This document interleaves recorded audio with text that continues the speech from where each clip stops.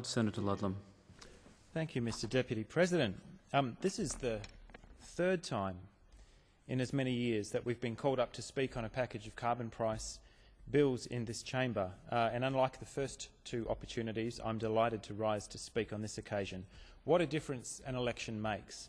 This package is a credit to Senator Christine Milne, who brought great appreciation of the policy imperatives and seized a moment of opportunity last August for Australia to change course. The package is also, of course, a credit to the leadership of Senator Bob Brown, and in particular to our member for Melbourne, Adam Bant, his team and all of the people who fired up around the country last year and delivered a historic win and a very finely balanced parliament. So I want to take this opportunity to everybody who pitched in last year, because this is your win. To the extent that the Hansard record survives the shocks to come over the next few decades, I hope the future has a sense of humour.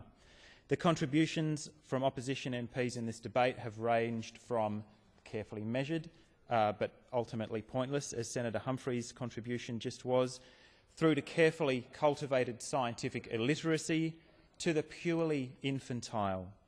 So I reject some of the more embarrassing contributions, in particular of my Western Australian Liberal colleagues, that paint us, I think, as a Western Australian MP, in an extremely negative and regressive light. Western Australia is not just a quarry, an expanding hole in the ground out of which the surplus can be magically restored. We are also the state that elected the nation's first Greens MP, the state in which Greens state MPs held balance of power for a decade, and a place where community activism has rescued old-growth forests, waged a successful 30-year campaign against uranium mining, saved the Ningaloo Reef from unrestrained development and is in the process of taking the Kimberley coast back from the gas industry. When we set our minds to it, Western Australians know how to get things done, and that is what makes me all the more ashamed of some of the contributions of my Western Australian opposition colleagues. The government, just to pause for a moment on the politics of this bill as we stand in this chamber poised to pass this historic piece of legislation, or this package of bills, the government has taken on the carbon mafia and they are being punished for it.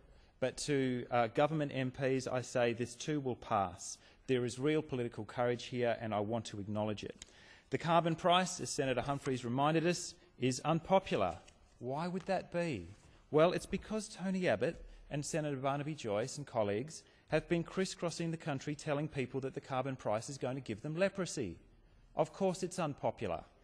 The campaign that they've run is essentially a thin facade of mad self-interested hysteria stretched altogether too tightly over a framework of complete fiction. It's in the process of being demolished by reality. The three-word arguments that you've been running work beautifully on bumper stickers, but they bear no relationship to the structure of the package, and that, I think, is where you're going to come undone. Senator Humphreys gave us a sketch of the laughable direct action policy that even they can't find a single credible economist to support. My question to coalition MPs and the just under 50% of you who voted for Malcolm Turnbull last year, who do have a clue about the genuine public policy issue of climate change, is where's your other 95% going to come from? If the so-called delusional direct action policy delivers a 5% emissions reduction target, as you insist, what are you going to do about the other 95%? Or are you really that far in denial? The challenges in front of us are severe. In Western Australia, our electricity grid is sparse and it's premised on depleting, vulnerable point-source coal and gas supply. Regional communities and industries are heavily exposed to rising gas and distillate prices, and the Varanus Island gas plant explosion vividly demonstrated to us the risks of highly centralised fossil fuel infrastructure. Premier Colin Barnett has been doing his bit to put our natural resources in hock to a regime playing a much longer game than us in his great tour of China. So now Western Australia's coal resource and much of our gas resources are in the hands of an Indian industrial conglomerate and soon perhaps a Chinese sovereign energy company. Well played, sir. Towns like Collie and Karratha in WA have a perilously narrow economic base. They will need genuine transition planning within this present generation as the iron laws of resource depletion and the far more serious imperatives of climate change take hold. The greatest liability that we have, particularly in this building, is the institutional mindset that holds that the present state of exponentially increasing resource extraction and the consequent political paralysis that comes with it must remain the case forever. Snap out of it. The challenge before us is this: to turn Western Australia's sun-drenched hinterland into a national resource, to turn our windswept coasts and farms into generators and our unmatched wave resource into an energy asset. We've long had the desire to do it. The passage of these bills gives us the tools. I tip my hat to Professor Ray Wills of the Sustainable Energy Association, Australia's largest and most diverse sustainable energy business chamber. Professor Wills' relentless advocacy on behalf of green energy entrepreneurs and some pretty big energy incumbents over many years has laid the foundation for the period of unprecedented innovation and investment that must now follow. Because, for the first time, this package of bills gives industry the tools to start that job in a serious and systematic way. Consider the Western Australian goldfields, a hub of engineering and fabrication skills, drenched in one of the best solar resources on the planet, day in, day out, with a high-capacity transmission line running back towards the Perth metropolitan area. Goldfielders know a few things about success in the face of unlikely odds and ambitious infrastructure projects. So let's set a date for the commissioning of the C.Y. O'Connor Solar Thermal Power Station and bring utility-scale baseload solar power to Western Australia. The design will be based on plants already up and running in California and Spain, but the fabrication and the maintenance must all be local. The start-up of one single large power station of this kind will do more than anything else to blow away the tired myth that this can't be done. And the fossil industry knows that when the baseload myth disintegrates in the face of an actual commissioned plant in Australia, their arguments really, they don't have a great deal left, that we can finally cut our ties with an economy based on digging up and burning stuff. Concentrating solar thermal plants in the goldfields, the Midwest and the Murchison Gascoyne are the baseload platform on which a whole range of variable renewable energy technologies can at last take their place. I couldn't miss the opportunity to remind the Senate of the work of Carnegie Corporation in my hometown of Fremantle, who are rapidly moving to commercialise their brilliant wave energy system that promises to produce electricity or fresh desalinated water around the clock, free from the ocean. Fremantle's also making great progress towards its own wind energy generator to power Fremantle Harbour, demonstrating that not all the jobs and investment will be in regional areas. But of course we know most of them will.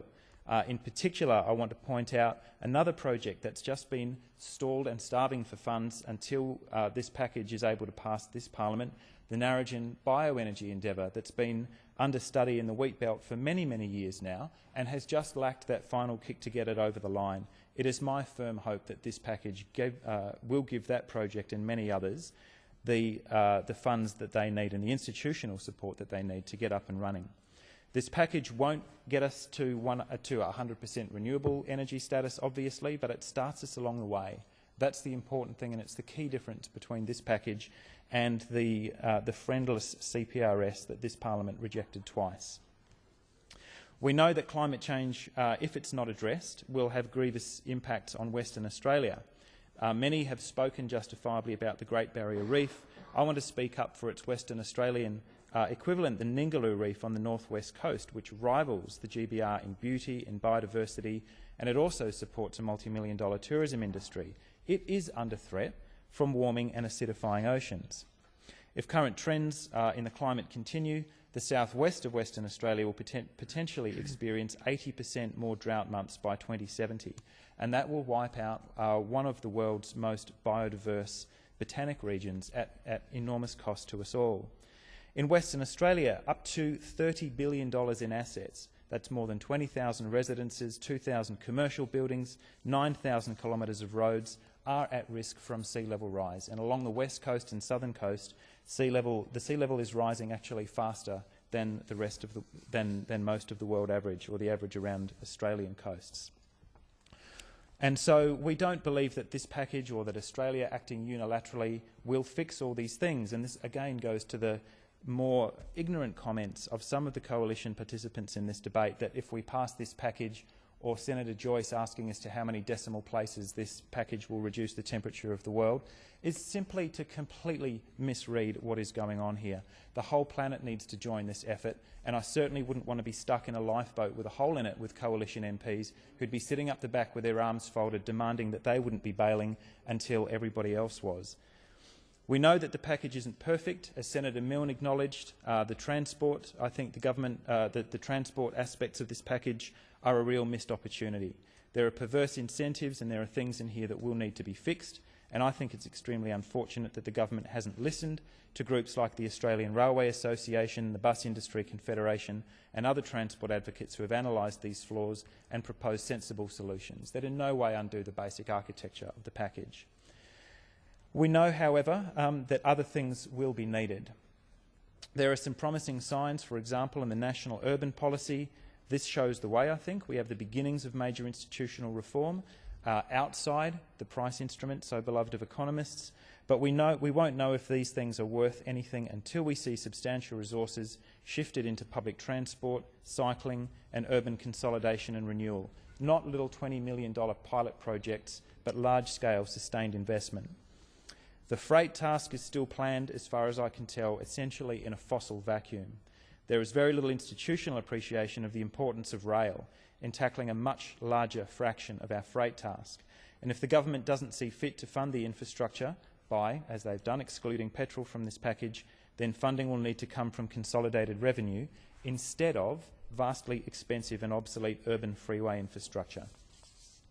Many people have contributed to this win. I've already mentioned Professor Wills at the Sustainable Energy Association, but I want to pay in particular tribute, as Senator Hanson-Young did, to young Australians who have absolutely stepped up into something of a campaign vacuum and really taken this campaign forward.